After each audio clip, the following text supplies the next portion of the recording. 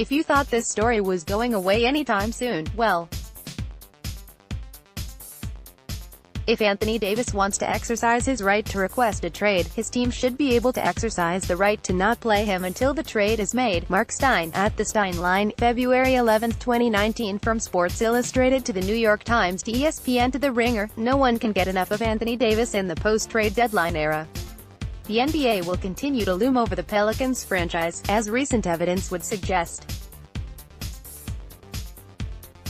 Not only did the Pelicans run out Anthony Davis on the second night of a back-to-back, they increased his workload up to 34 minutes to boot. So round and round we go.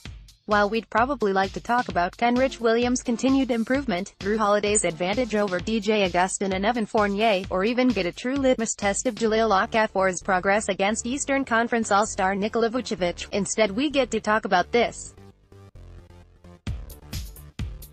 The Orlando Magic have a 9 AVG scoring margin over the last 6 games. They are averaging 113.3 points per game over that time, up from their average of 104.9.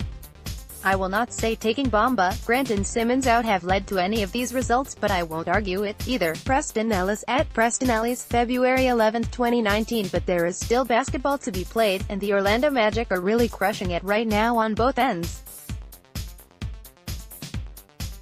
Winners at 5 of their past 6 games, their offense has come to life in the absences of Jerry and Grant bench, Jonathan Simmons, trade, and Mo Bamba, stress fracture. Their defense has kept pace all season with the league's best and currently sits just inside of the top 10, 8th. Head coach Steve Clifford is not one for excuses, and he's convinced these Magic that they belong in the playoff conversation right now.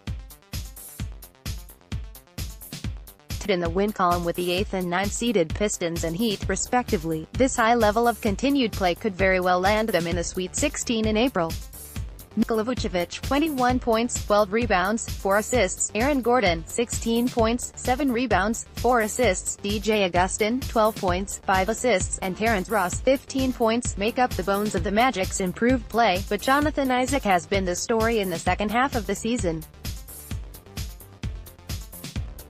In the past 6 games, Jonathan Isaac has lit it up on both ends, scoring 11.4 points, with 8.6 rebounds, 2.2 blocks, 1.6 steals, 1.4 assists, and that hardly demonstrates just how effective he's been.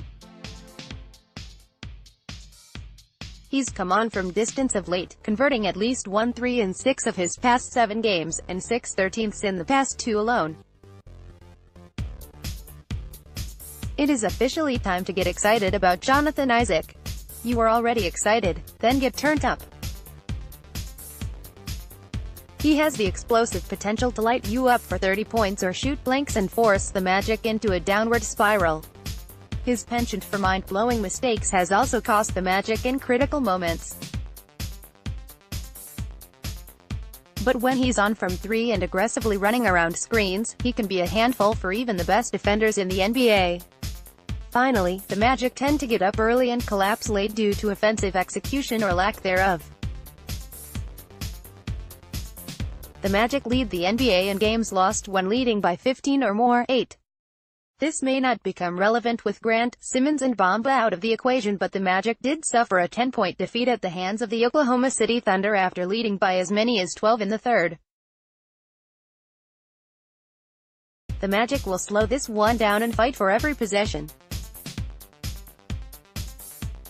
If that rings a bell, it's because it's exactly the formula used by the Grizzlies to out-hustle the Pelicans this weekend. The Magic are 26th in pace and 27th in fast break opportunities. They don't get up and down the court, but they carry with them a couple of happy-handed defenders who can convert on the other end in the blink of an eye. They are 30th in points in the paint, a Pelicans' strong suit, but they do move the ball with ferocity, 11th, misleading as they enjoy far fewer possessions than most. The Magic, as Frank Vogel would have you know, do not carry quality isolation basketball players. They generate shots through off-ball movement, and with Nikola Vucevic's array of moves in the post. Anthony Davis should have his hands full against the watchful eyes of Gordon, Isaac and Vucevic, but this is the perfect opportunity for Jrue Holiday.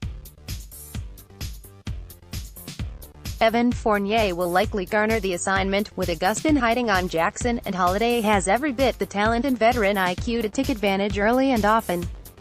Defeating the Orlando Magic will simply mean executing on the offensive end, full effort on both ends, and limiting mistakes. The Magic are learning to win, but still don't have the talent to match with Drew Holiday or Anthony Davis. If those two exert their will and get meaningful contributions from Kenrich Williams and Julius Randle, the Pelicans could walk away with this one. But with the circus all but consuming the Pelicans, I'd expect the Magic to win this one. They know who they are, and they are playing their best basketball. Plus, do we even really care if the Pelicans keep losing? Hello, Zion. Let's go, Pels. Where to watch what? New Orleans Pelicans, 25-32 versus Orlando Magic, 25-32. Where? Smoothie King Center, NOLA. Tuesday, February 12, 2018, 7:00 p.m. Central. How? FSNO, 99.5 FM WRNO.